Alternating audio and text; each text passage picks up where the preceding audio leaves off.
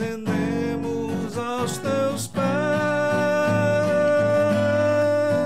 consagramos todo o nosso ser a ti. Quase que não vai. Consagramos todo o nosso ser a ti. Eu consagro todo o meu ser a ti. Glória a Deus, bendito seja o nome do Senhor. Abra aí a sua Bíblia no Salmo, inverti a ordem ali mesmo, mas é o Salmo primeiro, Salmo 108. Nós vamos ler do versículo 1 até o versículo 5.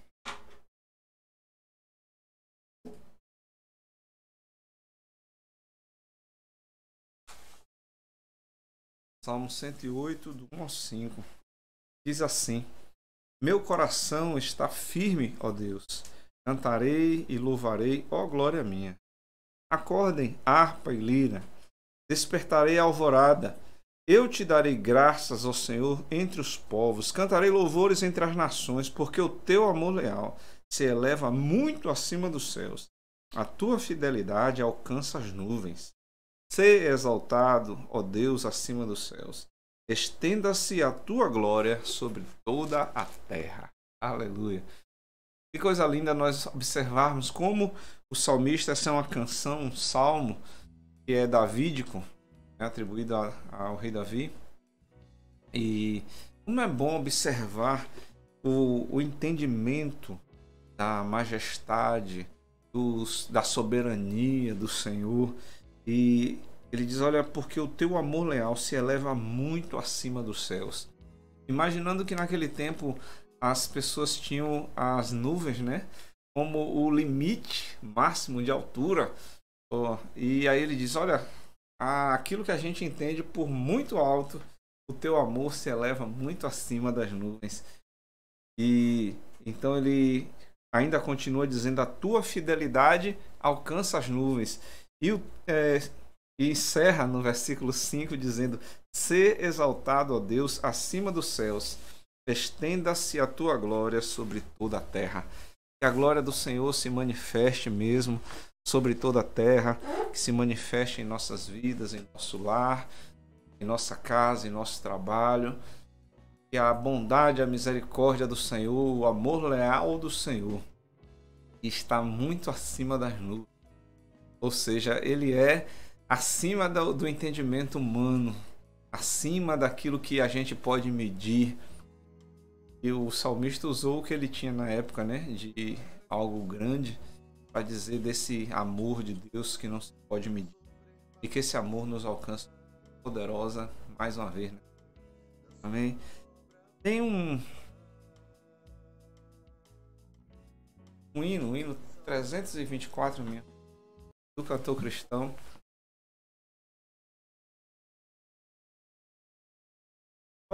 Pode.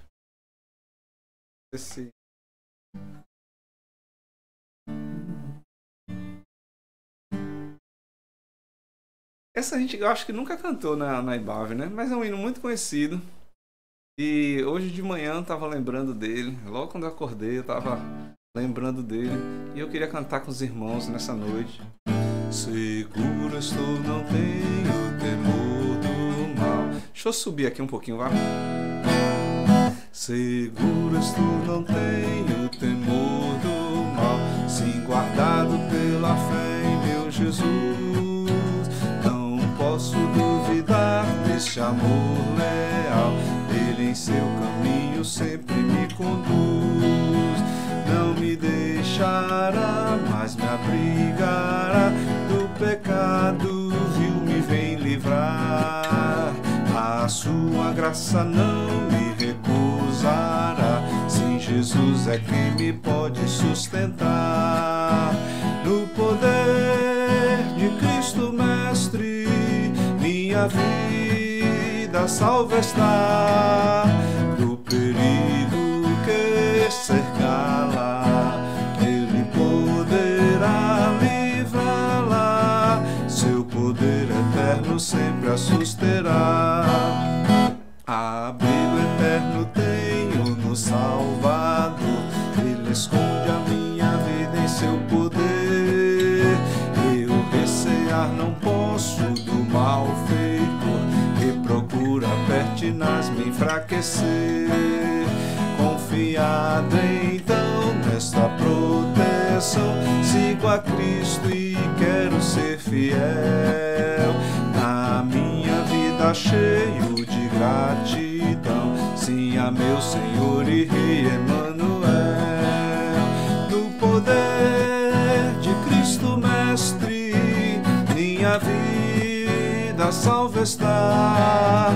Do perigo que cercá-la, Ele poderá livrá-la. Seu poder eterno sempre a susterá.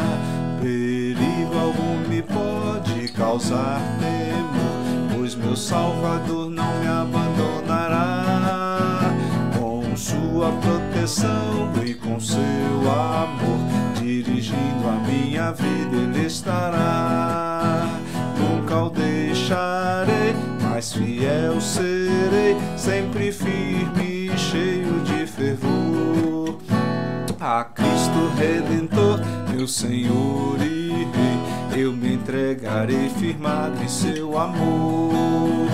No poder de Cristo Mestre, minha vida salva está. Do perigo que cercá-la, Ele poderá livrá-la. Seu poder eterno sempre a susterá. Que esse poder de Cristo Mestre, o nosso Senhor, né, seja sempre a nossa confiança, seja sempre a nossa direção. A ciência de saber que o Evangelho é o poder de Deus para a salvação de todo aquele que crê. E como hoje eu estava meio saudoso, eu peguei Até que Ele Venha. Nós estaremos abrindo domingo, né, Rose? Você está por aí? Iniciaremos a nossa campanha de missões mundiais. E enquanto não chega a hora da campanha de missões mundiais, o Rose saiu, eu estava vendo ela por aí. Nós vamos matar a saudade cantando Até que Ele Venha, certo?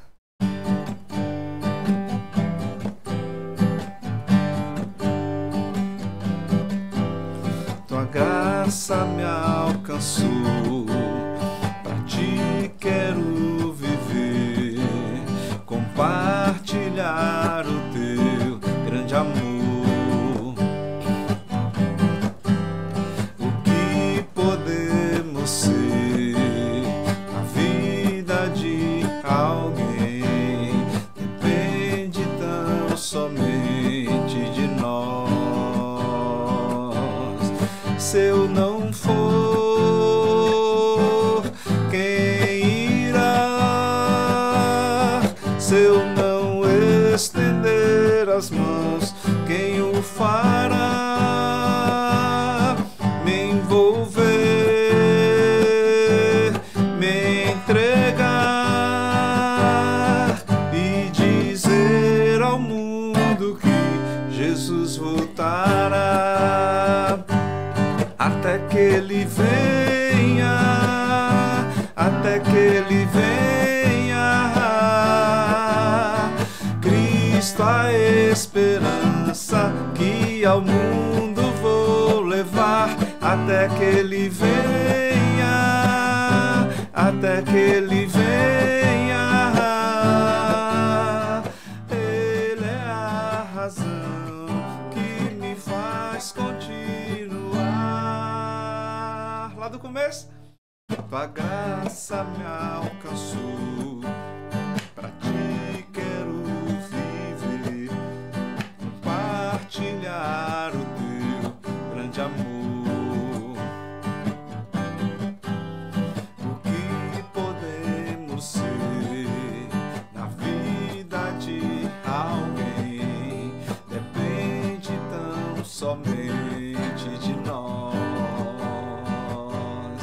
Se eu não for,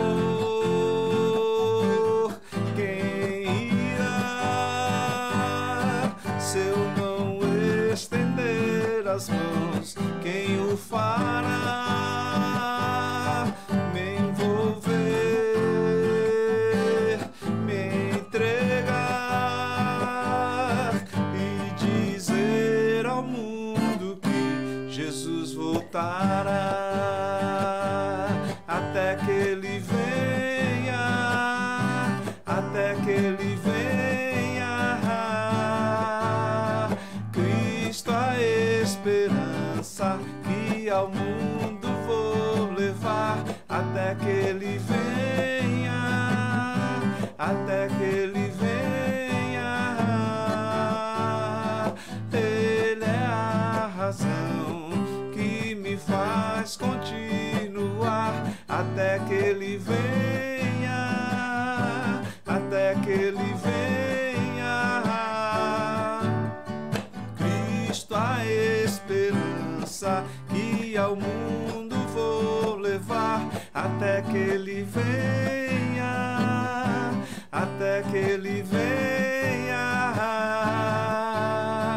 Ele é a razão que me faz continuar. Glória a Deus. Só faltou ligar o som original.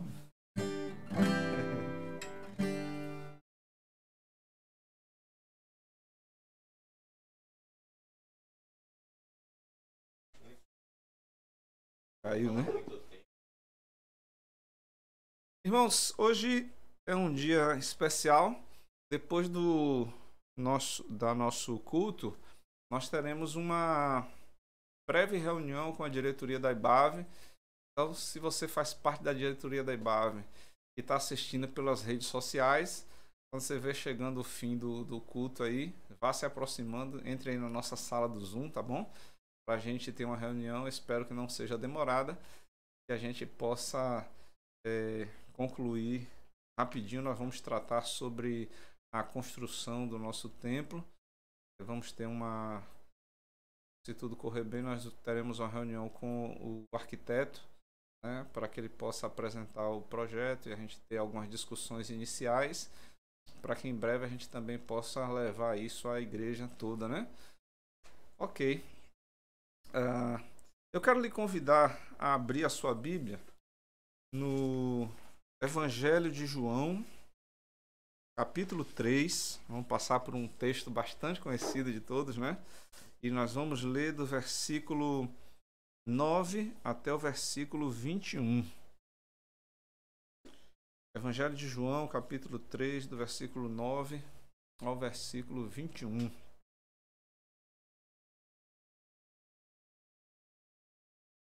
Diz assim a palavra de Deus. Perguntou Nicodemos: como pode ser isso? Disse Jesus: você é mestre em Israel e não entende essas coisas? Asseguro que nós falamos do que conhecemos e testemunhamos do que vimos, mas mesmo assim vocês não aceitam o nosso testemunho. Eu falei de coisas terrenas e vocês não creram. Como crerão se eu falar de coisas celestiais? Ninguém jamais subiu ao céu, a não ser aquele que veio do céu, o Filho do Homem. Da mesma forma como Moisés levantou a serpente no deserto, assim também é necessário que o Filho do Homem seja levantado, para que todo o que nele crer tenha a vida eterna. Porque Deus tanto amou o mundo que deu seu Filho unigênito, para que todo o que nele crer não pereça, mas tenha a vida eterna. Pois Deus enviou o seu Filho ao mundo, não para condenar o mundo, mas para que este fosse salvo por meio dele. Quem nele crê não é condenado, mas quem não crê já está condenado por não crer no nome do Filho unigênito de Deus. Este é o julgamento. A luz veio ao mundo, mas os homens amaram as trevas e não a luz, porque as suas obras eram más. Quem pratica o mal odeia a luz e não se aproxima da luz, temendo que as suas obras sejam manifestas. Mas quem pratica a verdade vem para a luz, para que se veja claramente que as suas obras são realizadas por intermédio. Aleluia. Vamos orar mais uma vez. Hoje é um dia para mim também muito especial, porque é aniversário de Emerson, né? O mais novo está fazendo 21 anos. Está fazendo agora de noite, né, meu? Nasceu de novo. Eu queria orar também por Emerson nesse momento, na vida dele. Mostrar a cara aqui, meu. Bote a cara aqui pro Oliveira. Tá aqui na. Eu é quem fica cuidando aqui das transmissões, né? Então ele fica sempre por trás das câmeras. Aqui. Vamos morar. Gente aqui, vá. Vamos morar junto aqui. Depois eu te libero para você voltar às suas atividades.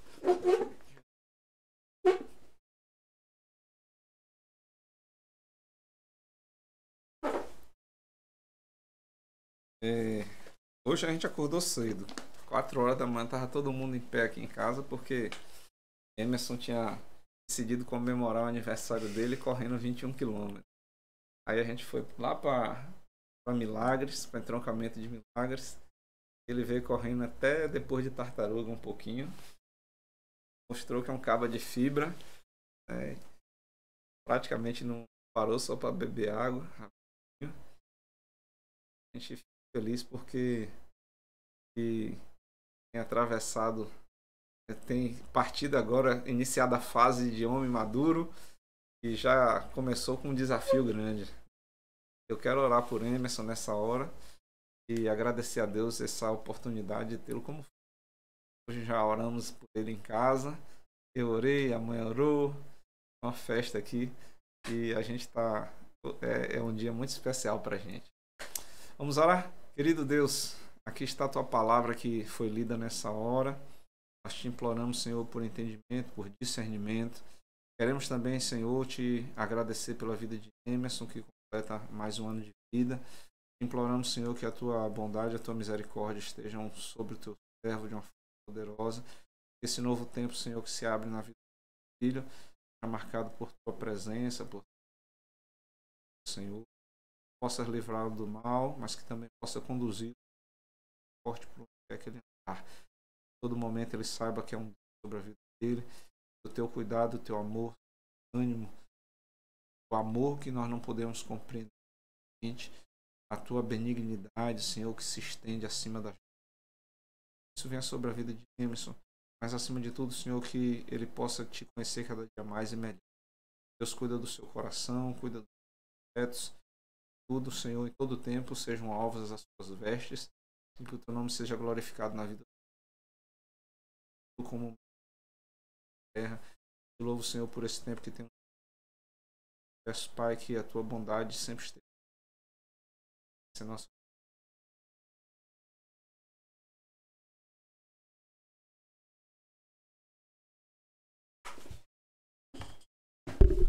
Vamos lá. Voltando aqui aos estudos do Evangelho de João. Esse é um texto muito conhecido, um texto que a gente certamente você já ouviu falar, já ouviu algumas mensagens sobre esse texto de João 3. E João está numa conversa, ou melhor, Jesus está em conversa com Nicodemos, que é um mestre. E nessa conversa com Nicodemos, foi Jesus dizendo a ele que era necessário que ele nascesse novamente. Ele nascesse, e aquilo causou um nó na cabeça de Nicodemos, porque como nascer de novo? Como é que eu vou novamente? É possível entrar na barriga da mãe? E aí Jesus foi explicar para Nicodemos que existe o nascimento natural, aquele que vem da mulher, e existe o nascimento espiritual, aquele que se encontra em Cristo, muda de vida. E Jesus estava falando justamente desse novo nascimento, outro nascimento, nascimento espiritual. E Nicodemos, enquanto estava ouvindo Jesus falar sobre isso, nós entramos exatamente nesse versículo 9, que é quando Nicodemos pergunta: como pode acontecer isso? Como é que pode ser isso? E Jesus então devolve, né? Você é mestre em Israel e não conhece dessas coisas? Interessante que quando Jesus está explicando isso para Nicodemos, ele cita as coisas que são terrenas e fala de coisas que não são terrenas. Ele cita um outro tipo de conhecimento, um conhecimento que, ao que parece, Nicodemos não tinha ciência dele. E veja o que é que ele diz aqui, olha. Versículo 10. Você, mestre em Israel, não entende essas coisas? Asseguro que nós falamos do que conhecemos e testemunhamos do que vimos, mas mesmo assim vocês não aceitam o nosso testemunho. Eu falei das coisas terrenas e vocês não creram. Como crerão se eu falar das coisas celestiais? Ninguém jamais subiu ao céu, a não ser aquele que veio do céu, o Filho do Homem.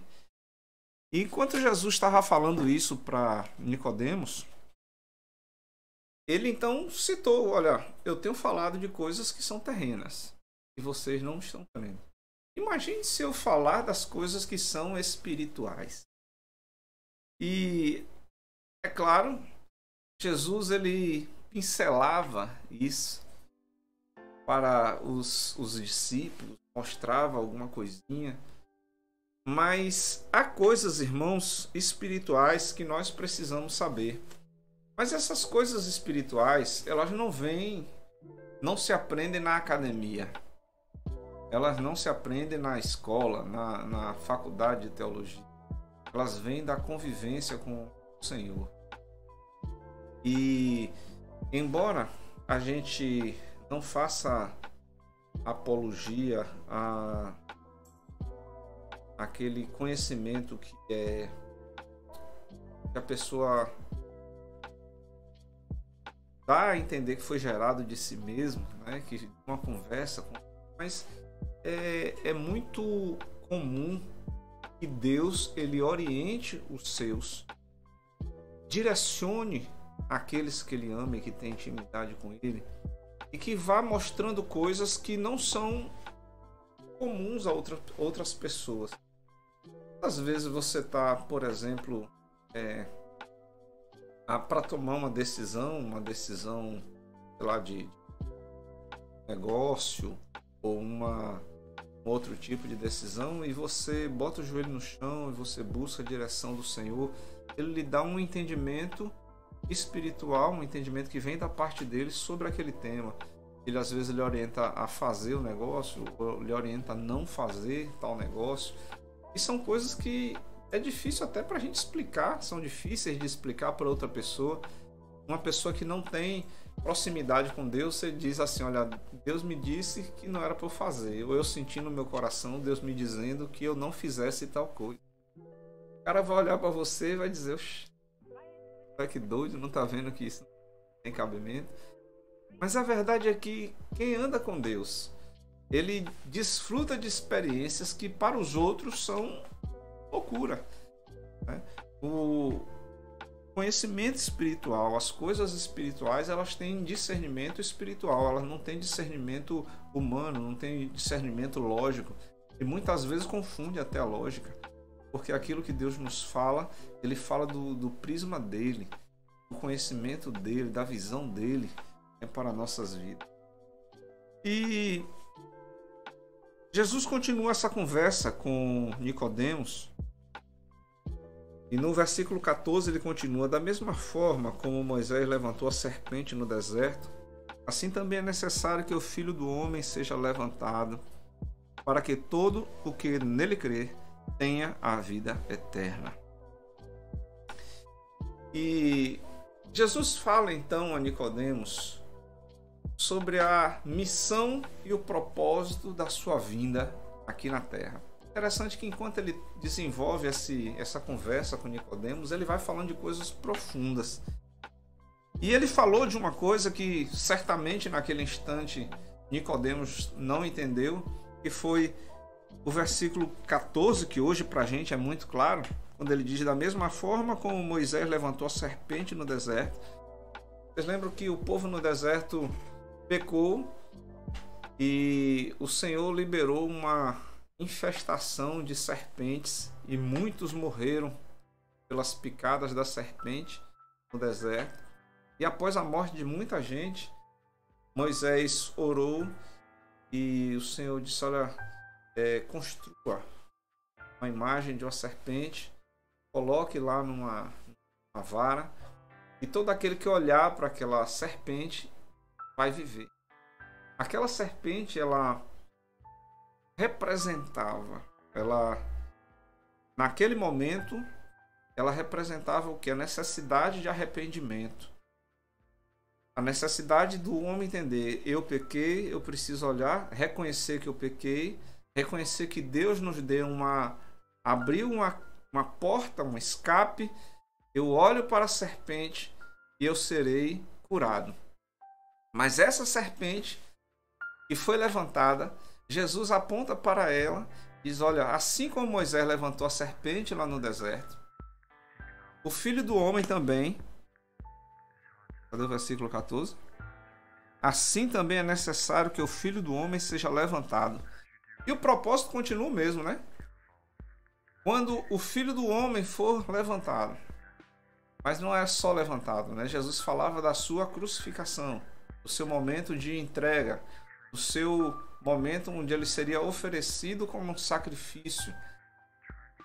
E todo aquele que olhar para aquele sacrifício, olhar para aquela cruz, entender: olha, eu sou pecador, eu preciso me arrepender, ele também receberá a cura.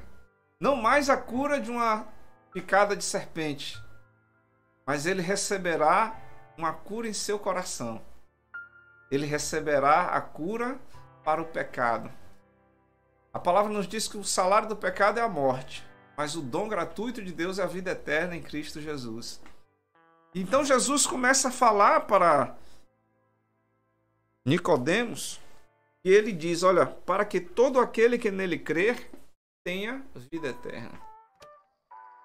Nós estávamos destinados à morte eterna e agora Jesus oferece vida eterna.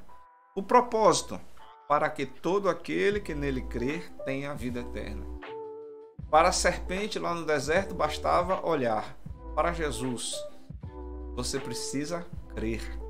Precisa crer que ele é poderoso para te curar, para te trazer vida, para te trazer salvação. E o versículo 16, então, ele explica por que Deus. Ele estava falando, pense que Jesus, a gente geralmente começa a recitar esse versículo a partir daqui, né? Versículo 16, porque Deus amou o mundo. Mas pense que Jesus estava explicando isso para Nicodemos. Ele disse: olha, o meu propósito, o propósito do Filho do Homem ao ser levantado é que para que todo aquele que nele crer tenha vida eterna. E aí ele explica: olha, porque Deus amou tanto o mundo que deu seu Filho unigênito, ou seja, seu único Filho, para que todo aquele que nele crer não pereça, mas tenha vida eterna. Ou seja, ele declarou o propósito, que era para que todo aquele que nele crer tenha vida eterna. Depois ele explicou esse propósito pormenorizado para Nicodemos. Viu, Nicodemos? Olha, Deus amou tanto o homem que ele deu seu único filho para que todo aquele que nele crer não pereça, mas tenha vida eterna. Interessante, queridos, que o propósito da vinda de Jesus Cristo foi exatamente esse, que você tenha vida eterna. E quantas vezes eu falo sobre isso, porque é importante que a gente entenda que o Senhor veio para nos dar vida eterna. E de todas as outras coisas que eu posso ter, nós estamos num tempo onde tanta gente tem perdido a sua vida por causa dessa doença.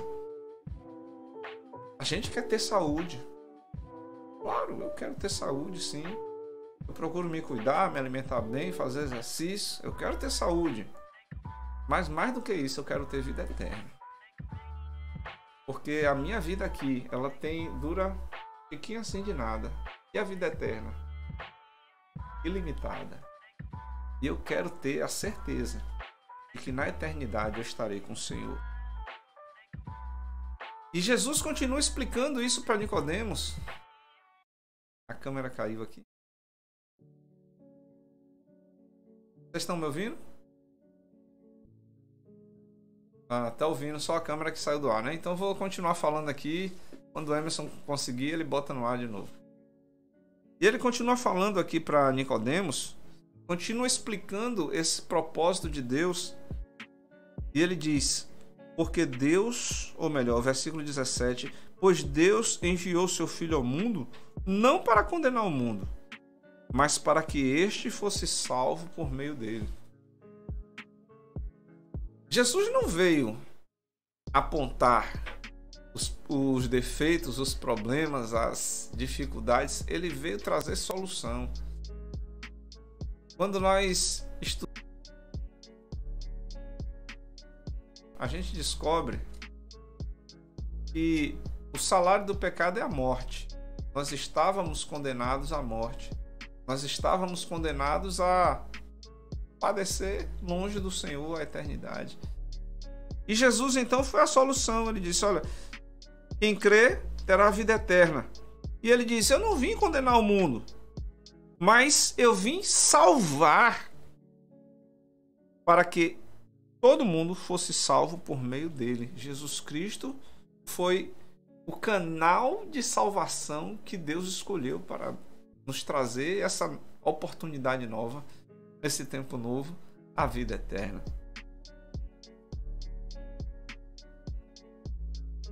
E o resumo de toda essa ópera nós vemos no versículo 18. Quem crer nele não é condenado, mas quem não crê já está condenado por não crer no nome do Filho unigênito de Deus. O centro, tudo aponta para Jesus. Todo o processo é Jesus. Jesus veio como sacrifício, se entregou, morreu para nos dar a vida eterna. E ele explica, olha, ele não veio condenar o mundo, mas ele veio salvar o mundo. O que é que eu preciso? Crer. Versículo 18, quem crê nele não é condenado, mas quem não crê já está condenado por não crer no nome do unigênito de Deus. E Jesus explica que há um julgamento. E que julgamento é esse? Versículo 19. Este é o julgamento. A luz veio ao mundo. Então, a primeira vez ele se refere como filho do homem. A segunda vez, ele já se retrata como filho unigênito ou único filho de Deus. Filho unigênito de Deus. E agora, ele se revela como luz. A luz veio ao mundo, mas os homens amaram as trevas e não a luz, porque as suas obras eram más. A luz veio ao mundo, mas os homens amaram mais as trevas que a luz.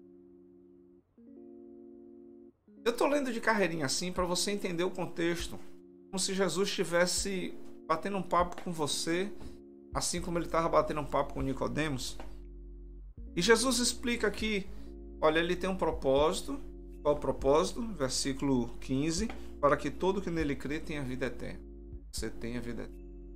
E ele explica para Nicodemos: Deus amou tanto, pegou seu único filho e o entregou para que você tivesse vida eterna. E ele continua explicando: o propósito da minha vinda não foi condenar o mundo, mas foi para que todo mundo fosse salvo por Jesus, por ele. E ele continua explicando, dizendo: quem crê nesse unigênito Filho de Deus, no único Filho de Deus, não é condenado, mas quem não crê já está condenado. E qual é a condenação? Como aconteceu esse julgamento? Versículo seguinte: a luz veio ao mundo, mas os homens amaram mais as trevas que a luz. Monte todo esse panorama na sua cabeça e comece a se fazer perguntas. Você tem amado a luz? Você tem amado Jesus? Você tem amado o Filho único de Deus? Onde está o teu coração? Onde está a tua devoção? Onde está aquilo que te importa de fato? Se for em Jesus, glória a Deus. E se não for, onde você vai passar a eternidade? Porque Jesus veio para dar vida eterna. Mas vamos pensar no antagonista da vida eterna? A morte eterna.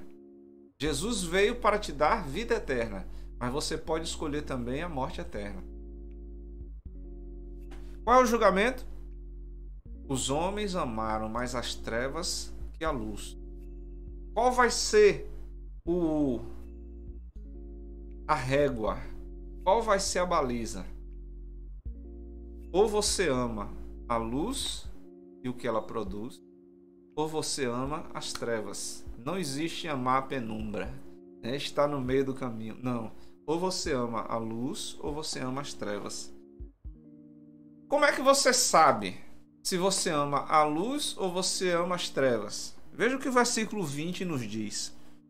Quem pratica o mal odeia a luz e não se aproxima da luz, temendo que as suas obras sejam manifestas. Eita! Você já parou para pensar sobre esse versículo alguma vez? Quem pratica o mal odeia a luz e não se aproxima da luz, temendo que as suas obras sejam manifestas. Você tem se aproximado da luz de bom grado? Eu creio que o simples fato de você estar acompanhando esse culto, esse momento de ministração da palavra, é indicativo que você está se aproximando da luz. Deixa a luz do céu entrar em teu coração. Porque naturalmente, no nosso corpo, na nossa natureza humana decaída, nós não vamos querer nos aproximar da luz. Porque isso não é natural nosso. A nossa natureza caída, pecaminosa, quer se afastar de tudo que seja luz. Nós nos sentimos bem com as trevas. Nós nos sentimos bem no meio daquilo que nos afasta da luz. Mas sabe o que é que a luz faz? Quem não se aproxima da luz tem medo que as suas obras sejam manifestadas. Olha,